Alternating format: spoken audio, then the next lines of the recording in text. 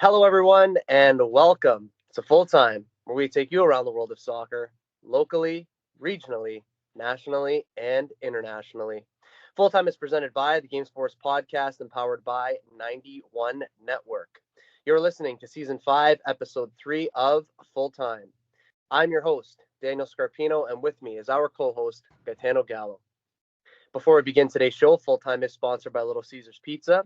With their 2 locations in Sault Ste. Marie, Ontario, you can download and access the Pizza Portal app so you can enjoy a delicious hot and ready pizza from Little Caesars today. A reminder, listeners, that recordings of Full Time occur weekly or bi-weekly, and uploads to all of our platforms for public viewing and listening occur weekly or bi-weekly as well. Folks, we welcome you back to Full Time, where we get to talk about the beautiful game. G, my brother, how are you on this wonderful rainy morning, sir? I'm doing all right, Scarps. A little gutted to miss out on Oasis pre-sale, but we'll go again tonight, try and get him. But outside of that, I'm doing wonderful. How are you? I'm doing great, man, and I'm very pleased to be here with you this morning on our show. And in today's show, we will take a look at Europe's Big Five, the MLS, and specifically the Leagues Cup final, the summer transfer market, and local soccer. As always, if anyone would like to listen to our previous content, please check us out at Full Time on the Game Sports Podcast and 91 Network. And without further ado, Gaetano, and to everyone who has taken the time to tune in here today, let's kick off. We get today's show started by taking a look at Europe's Big Five. With all the domestic leagues across Europe having gotten the party started by kicking off their season last week, we'll take a brief overview as to how things have begun there. So, G, for you, what has stood out to sort of start things off here in 2024-2025 for the campaigns in European football? So one of the biggest stories, I know it's like 3 games into their season, but Kylian Mbappe still has no goal involvements for Real Madrid. Currently, Oli McBurney has more goal involvements in La Liga than Kylian Mbappe, which is a sentence I never thought I would ever say in my lifetime. So, for all of the kind of fanfare and the hype around it, a little bit of a slow start for him. Obviously, we expect to turn it around, very soon and start putting up the goals and assists, but just kind of not the kind of story you expected when this transfer first got announced. Yeah, no kidding. And yeah, I'm sure that's not going to last for too long. But we'll probably see him start banging in the goals in short order very soon. And then in terms of the English Premier League, things are looking pretty good for your side, my side, and well, for a few different sides. What would you say about that? Yeah, the Prem's gotten off to a really good start. Obviously, United losing their first game, just fantastic stuff. Just exactly how we want the season to start.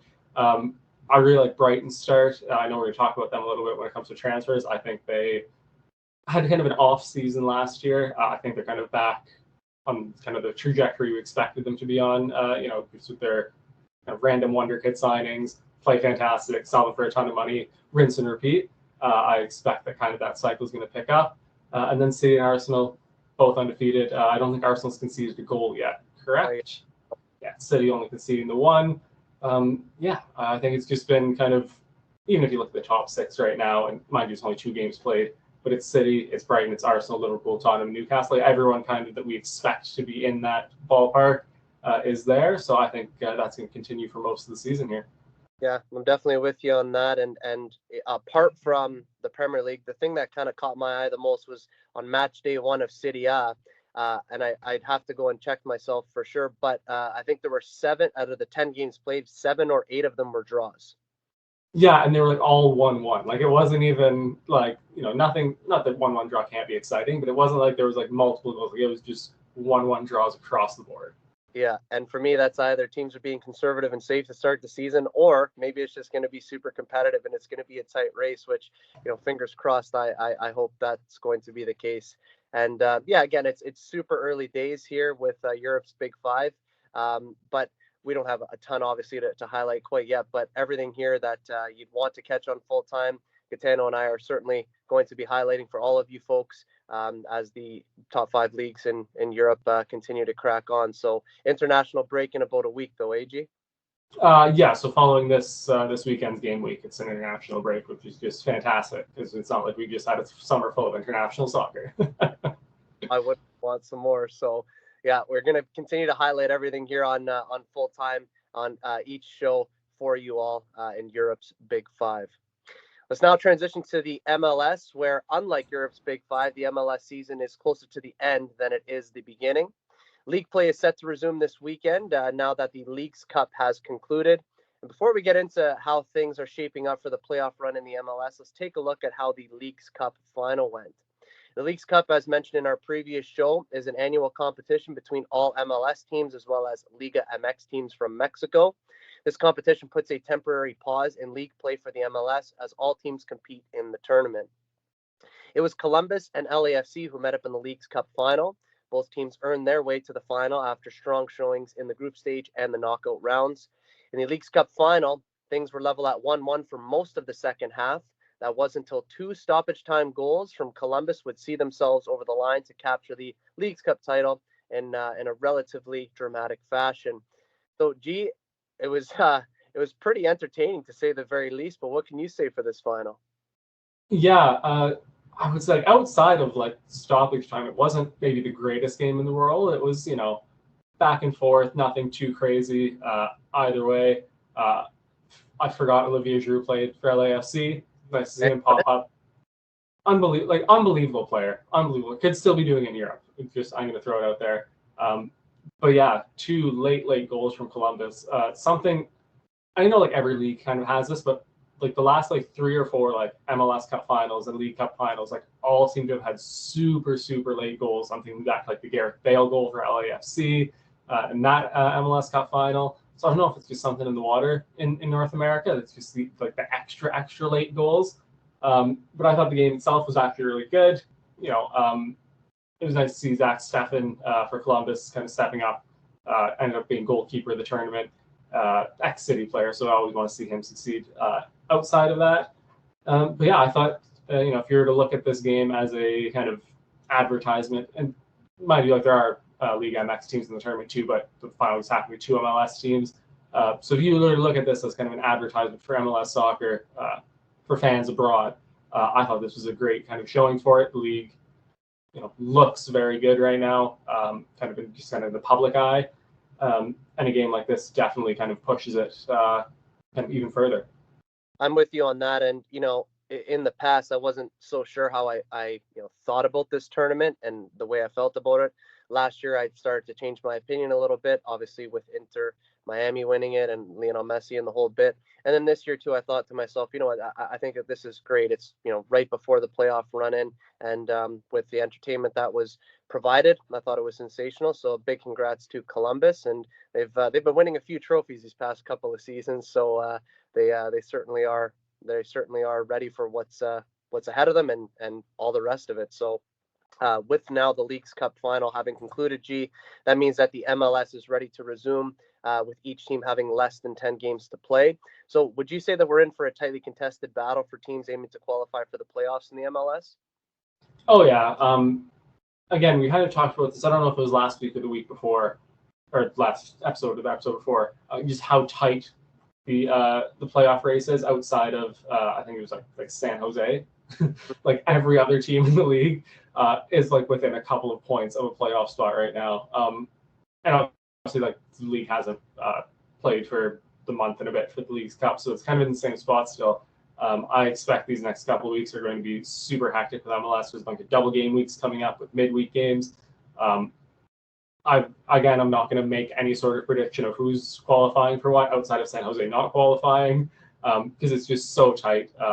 Even I'm looking at the West right now, it's under 10 points between second bottom and the last playoff spot. And in the East, it's 2 points between between bottom and the last playoff spot. So I mean, that is just ridiculously tight. That is 6 teams in there separated by a point or less. It's super exciting for the league. I think this is going to be kind of an all-timer kind of playoff run in here. Again, outside of San Jose. But yeah, I'm super excited. TFC are currently in a playoff spot, and I'm knocking on the wood on my desk right now because I really hope we keep it, but I'm really not sure. But yeah, it's going to be super exciting. And you know what, too, as we've talked about this on our show numerous times, the way that things can swing in the MLS, like it wouldn't be uncharacteristic of a team to win 3 games in a row or drop 3 games in a row. So like a team that's right now holding a playoff spot in whatever 7th or 8th place could easily drop down to like 3rd from bottom in 2 weeks time or a week and a half or whatever. Like it wouldn't be strange to see that basically. So I also think that it's going to be tightly contested these final sort of month or so in the league to get into the playoffs, and can't wait for the run in. And just like we do here with Europe's Big Five, you can continually get all updates for the MLS right here on Full Time. This is Daniel Scarpino and Gitano Gallo, and you're listening to Full Time on the Game Sports Podcast and 91 Network. Reminder that Full Time is sponsored by Little Caesars Pizza. You can download and access the Pizza Portal app for any of the 2 locations in Sault Ste. Marie, Ontario. Have a delicious hot and ready pizza from Little Caesars today. The summer transfer market goes on, and we will be highlighting some of the recent moves which have taken place in the world of football. The following transfer market news comes from The Guardian, so be sure to check them out as they provide up-to-the-minute transfer market news. First, it's Ilkay Gundogan, who returns to Manchester City from Barcelona on a free transfer. It's 12 months after he had left the club. The 33-year-old, who was City's captain when they won the treble in 2023, will join on an initial 1-year deal with the option for a second. It's massive news in the world of football for a legend of the club to return so shortly after departing. This one is all yours, my friend. Yeah, it's very rare in the world of football, or using life in general, really, to be able to correct a mistake so quickly and like directly. I said last summer that letting Ilkay Gundogan go to Barcelona on a free was one of if not the worst pieces of transfer business the club had ever done up to that point. He just captained us to a treble, was still clearly one of the best midfielders in the world, and I thought not offering him the 3-year deal he wanted was just horrific. So to get kind of him, to get a chance to bring him back to the club, he ends up getting the 2 years. If you include the year in Barcelona, got his kind of 3 years there. It's just fantastic to have our treble winning captain back. And this isn't like an over the hill, when you see like players, and like I know definitely they do in the NHL where they like sign like a 1-day contract to like retire unlike their former team. Like this isn't that. Like he is still one of the best midfielders in world football. Was by most accounts Barcelona's best player last year. Ran La Liga, which is wild for him to at 33 show up in La Liga and kind of run it the way he did. Still an elite footballer. And even with 2 years left, he's not the type of player whose game is reliant on like physical attributes. He reminds me of kind of an Andrea Pirlo, where it's he could play to his late 30s. He's more of a possession, passing, intelligent player. That his kind of game is going to stretch his career out a lot later. I think it's just absolutely brilliant business to bring him back, especially on a free. He kind of gave up his the last 2 years with Barcelona salary to make sure this move was a free. It's just brilliant.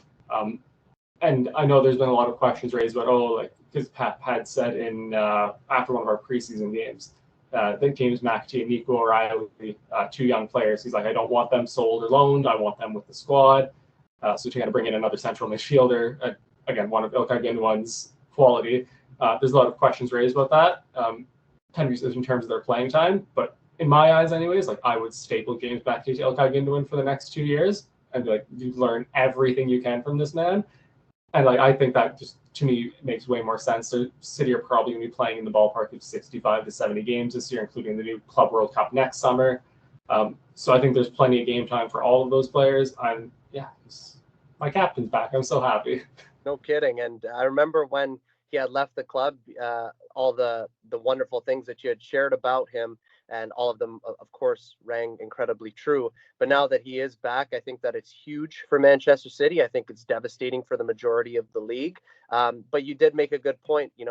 Anybody that could stick on that guy's hip in the squad and learn from him, that's probably the most valuable thing that can possibly happen. Obviously Pep being the best manager in the world, he can teach him a lot, but he's already worked under him, and the younger players, they can learn a lot from him, but they could also learn a lot from a player who's already learned under Pep previously and has actually done it. So I think for everybody involved at City, I think this is a great move, and for everybody else in the league, maybe not so great. So congrats on getting him back, and I'm sure that that's going to bode well for those 65, 70 games, to your point, that Manchester City will be playing this season.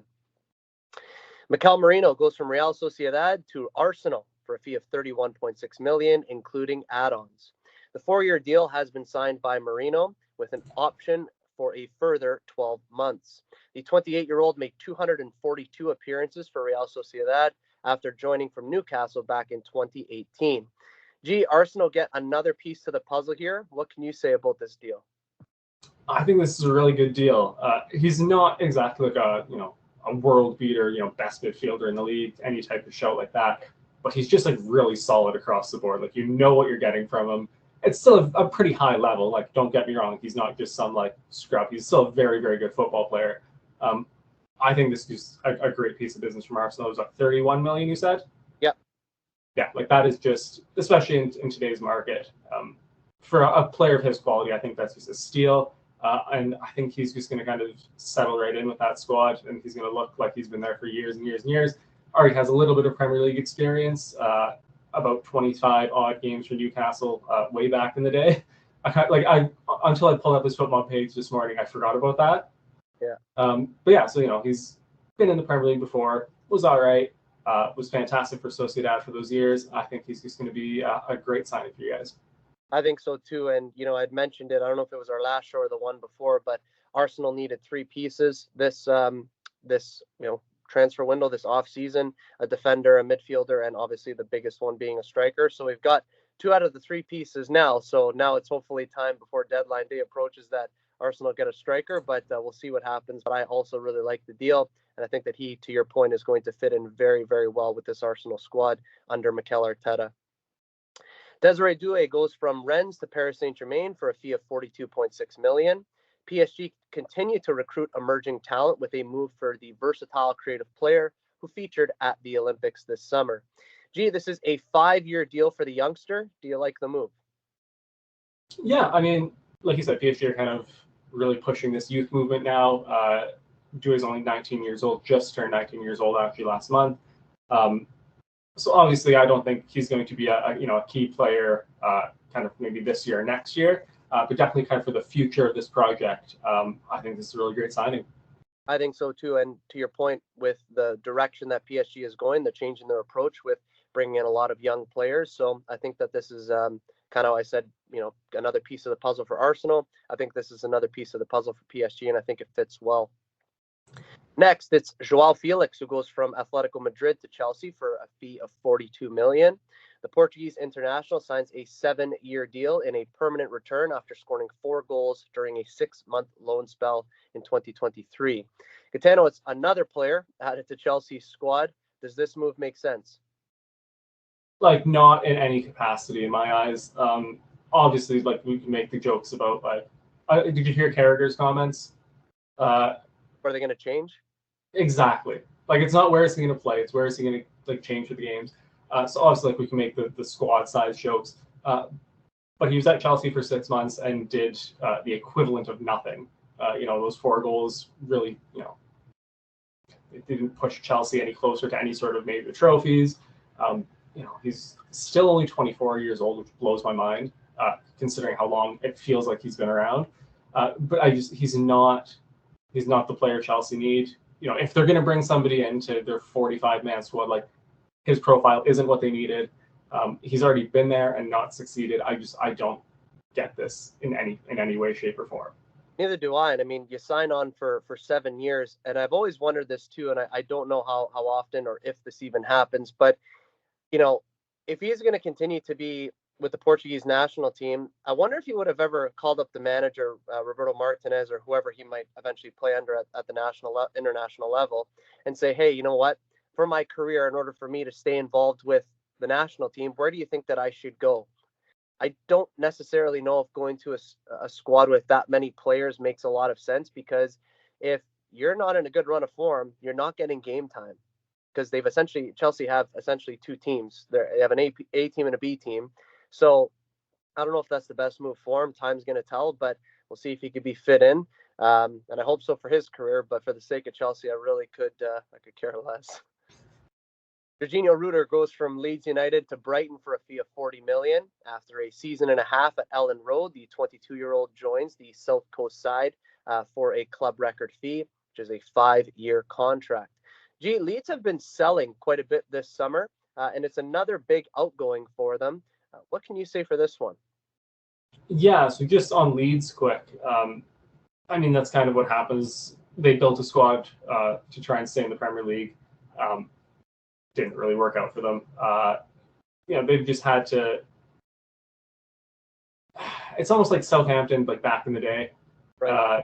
Obviously, not quite with the the quality that Southampton had, like the ability to stay up and kind of have decent teams. But they built a really good young team, got promoted to the Premier League.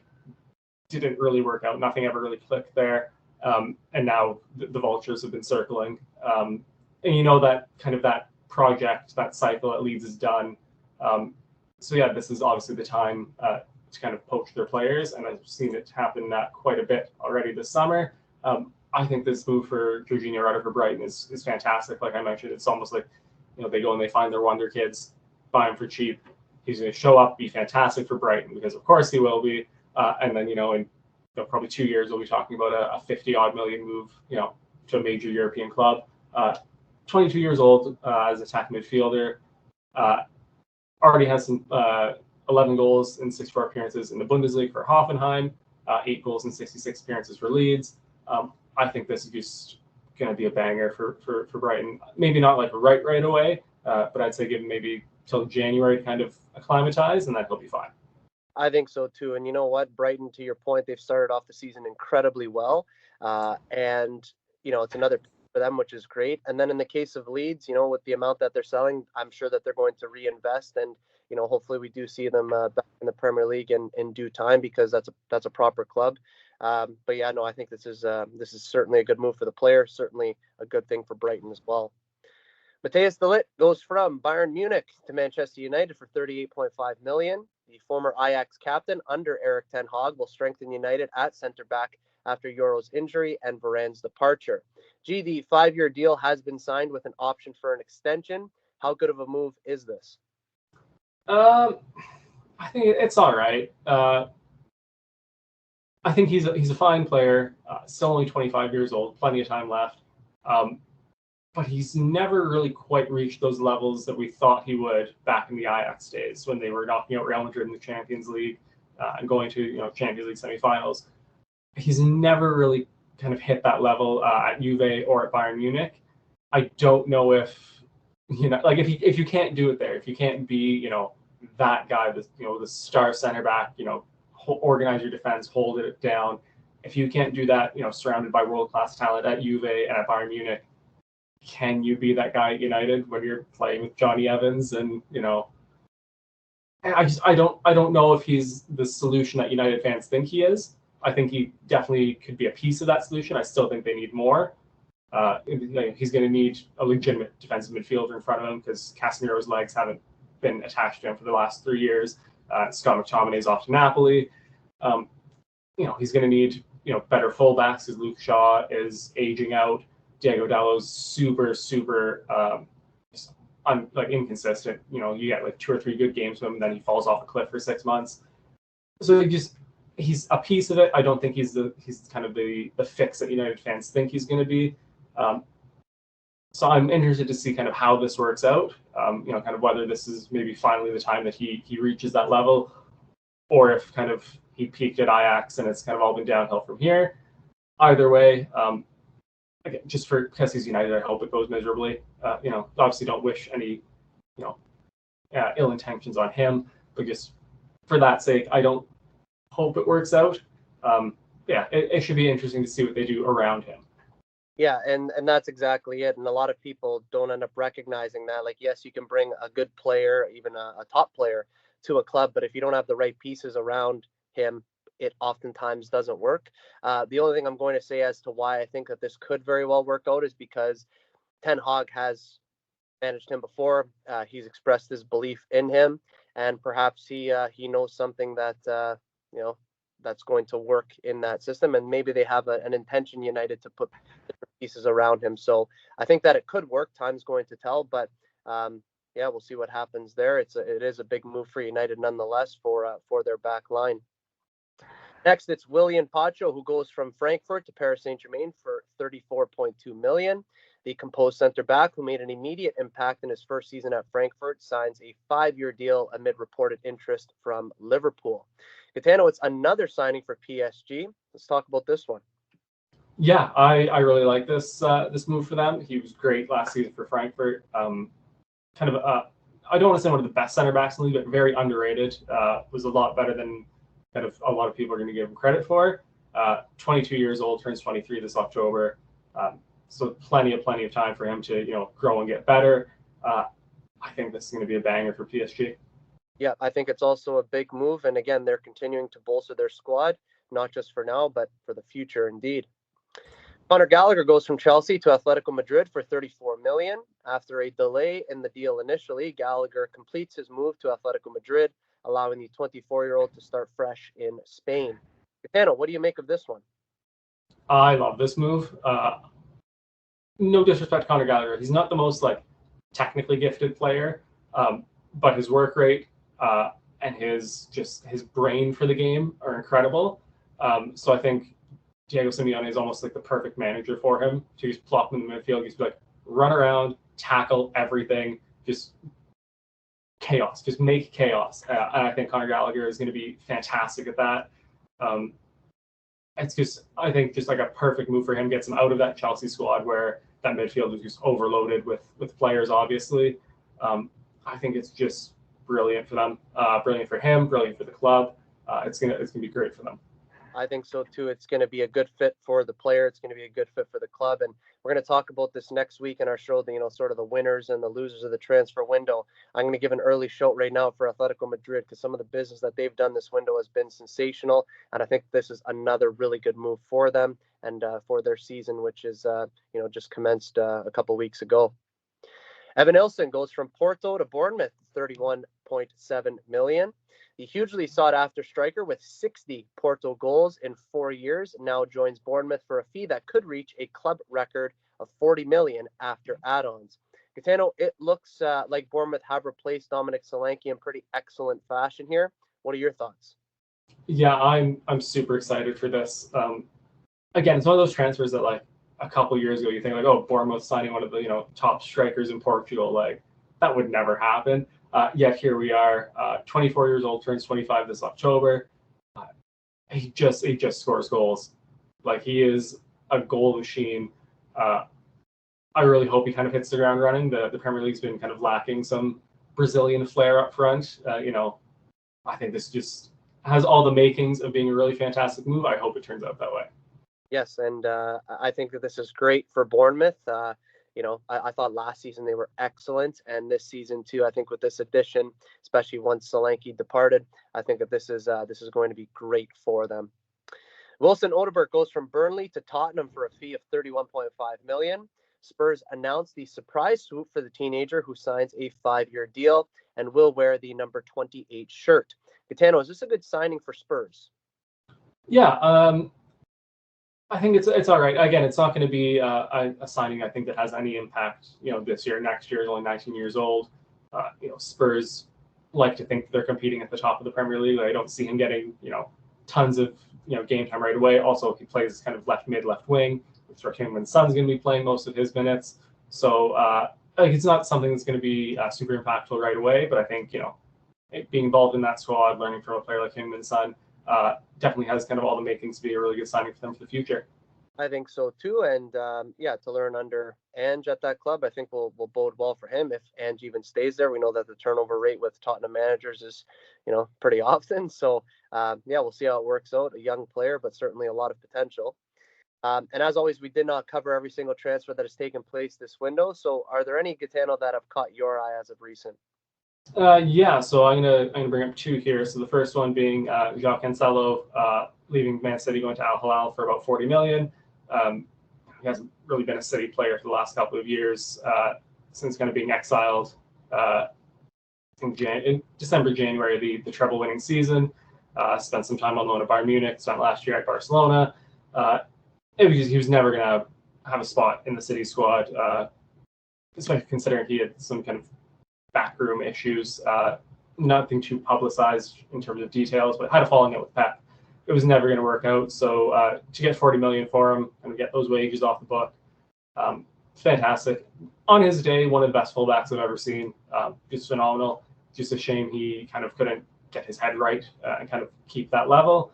But wish him all the best. And then kind of an underrated, really good transfer, only confirmed a couple days ago, was Federico Chiesa to Liverpool from Juve for only 13 million euros. I think it's just, if he can stay healthy, this is going to be a great move for Liverpool. He's going to add some versatility to up front. He can play multiple positions.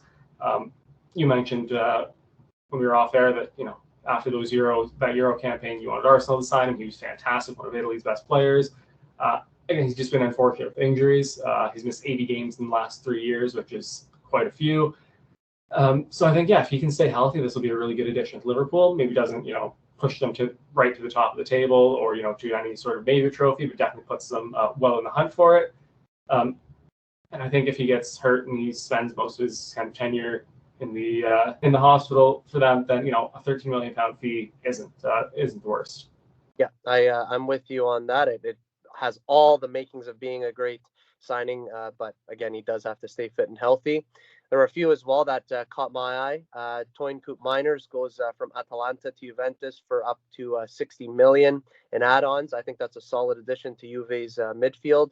Romelu Lukaku goes back to Italy, going to Napoli to play under Antonio Conte again. He leaves obviously from Chelsea.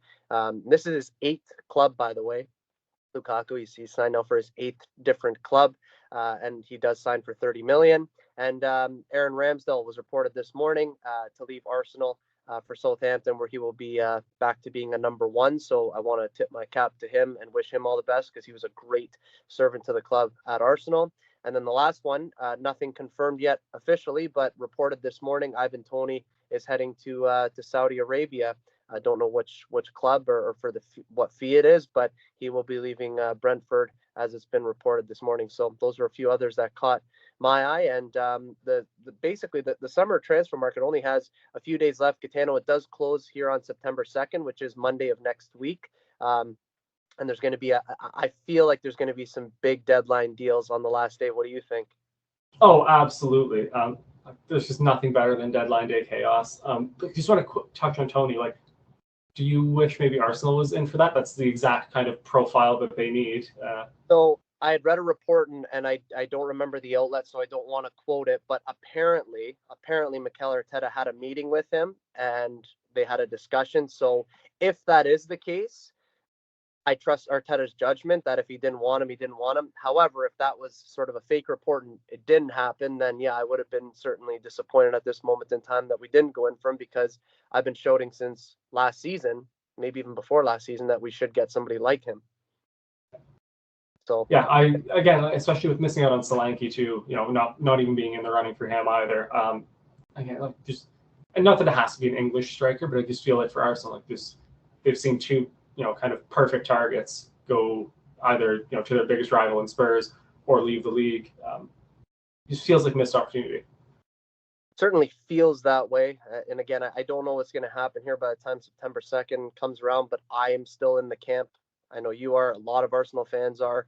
A lot of people are in general, that Arsenal do need a striker. So, I'm going to hold on to hope that we're going to sign somebody before the window closes. But as we said, the window does close on September 2nd. And next week, we're going to have another show, and we're going to highlight all of the final moves and all the biggest news, of course, in the transfer market right here on Full Time. And now it is time for a local soccer update. Youth, men's, and women's summer soccer have officially wrapped up here in the city of Sault Ste. Marie. Gitano, last night was the last day of summer soccer here in the Soo, with youth games having wrapped up. Wednesday, our men's division wrapped up, and then this past Sunday, the women's division wrapped up. So in my opinion, this summer absolutely flew by. The season absolutely flew by, excuse me. But what can you say for another summer of soccer here in the Sioux, my friend? Yeah, just a fantastic season. Personally, I a little disappointed I didn't get a goal this year, but I also thought that I played some of my best soccer of my life. So I was like, that's a fair trade-off. Love playing out, getting out with the boys again. We had a bunch of guys from years past going to return to the team, so that's always good fun to have the boys back. Got some great competitive games against UN. I don't think you nutmegged me this summer, which is a nice change of pace from the last couple. So personally, it was really good. And then for the city as a whole, I think we keep talking about just the level for soccer in the city just keeps rising and rising and rising. Across all the divisions, the men, the women, the kids, everyone's getting better. The tournament that we had over the summer, like everything's just bigger and better. I think it's nice to kind of be on this trajectory with the sport in the city. I'm with you without question, and not just even across our men's division, which of course we have our most attention that we pay to, but the women's division, the youth divisions, everything is on the up and up, and it's been great to see that the fields have been full this summer and that everyone's been enjoying the football. And unfortunately, we don't get to do it for a longer period of time, given the fact that we are in Northern Ontario in Canada, and we're going to be bracing a very cold winter here soon enough. But it was a fun summer indeed, and happy to have wrapped it up the way that we did on Wednesday. And now we move forward from here. And with the summer soccer season finishing up, that will mean that the indoor soccer season is just around the corner. There will also be a tournament, which we'll talk about in a future show, which will kickstart in September. So right now, there's a brief pause before the indoor soccer season commences in October for men's, youth, and women's. But there will be some happenings, Gitano, in local soccer here, as we talked about in our last show. And one of those big happenings is Algoma University, where the majority of our community will be paying their attention to. That's in the OUA, of course. First set of games this weekend against Western University. How awesome is that we can actually turn our attention to something, for the next month or so before we kick off the indoor season, G? Yeah, it's fantastic. I don't want to call it like filler, but it's nice to have someone to kind of fill that gap between our seasons ending and our next season starting. Obviously, we can't play it, but spectating it is just fantastic. And we've highlighted in the last couple of shows, we've talked about like how much better both the men's and women's teams have gotten, especially kind of since, your day and my sister's day, like compared to what they are now. So it's just fantastic to have the opportunity to watch players of that quality play and representing our city. Are they at home this weekend or are we away? Oh, it's at home, so it's their season opener, but their home opener as well against Western, which for the women, I haven't checked the U Sports rankings, but typically a top 10 team in Canada. And the men's have over the past few years, they've fallen out of the top 10, but last year they came up here and played a one-off game against the men, and that was I can't remember if it was 0-0 or 1-1. But anyways, it was a draw. So I think it's going to be some good competitive games this weekend, certainly with the men's side. And I'm looking forward to seeing what the women do, and I'll be cheering them on as well. So, yeah, absolutely. Yeah, I think it's going to be a good season to kind of watch them and see the growth and development. And yeah, at least like you said, it's something to fill the time before we go and kick off that indoor season. So again, anybody who's looking forward to going to watch Algoma University this weekend, they do play against the Western Mustangs at Superior Heights Soccer Field. The women kick off at 1 p.m. and the men kick off at 3:15 p.m. both on Saturday and Sunday. So that's August 31st and September 1st. And as we said last show, all of the happenings in the OUA and in U Sports, you can catch right here on Full Time as the season progresses. This is Daniel Scarpino and Gitano Gallo, and you're listening to Full Time on the Game Sports Podcast and 91 Network. A reminder that Full Time is sponsored by Little Caesars Pizza. You can download and access the Pizza Portal app for any of the 2 locations in Sault Ste. Marie, Ontario. Have a delicious hot and ready pizza from Little Caesars today. Ladies and gentlemen, that is Full Time. As we bring today's show to a close, we want to extend our deepest thanks to each of you for joining us. Your support is greatly appreciated. G, well done this morning, my friend. Yeah, well done to you as well. Thank you for having me. It's always, I'm not a morning person, but like getting up for this, easy as cake. Love doing it. Thank you for having me. Yeah, and I feel as though it's the greatest way to kind of kickstart a weekend. It's my final weekend of holidays. School does start again next week. So it's a good way to go into the last weekend of holiday and then get ready to go again. A reminder to our listeners that the next episode of Full Time will be recorded the week of September 2nd, 2024. In that show, we will exclusively focus on the summer transfer market as we analyze how the window concluded, the money spent, and all of the major deals by various clubs around the world. And as always, we'll keep everyone in the loop with all of the happenings in the world of football. For weekly content, make sure to hit like, follow, and subscribe to all platforms of both the Game Sports Podcast and 91 Network on YouTube, Spotify, Apple Music, Facebook, Instagram, X, TikTok, and Podbean. For Gitano Gallo, my name is Daniel Scarpino, and thank you for tuning in to Full Time. We look forward to seeing you at kickoff next time back here on the Game Sports Podcast and 91 Network. Best always.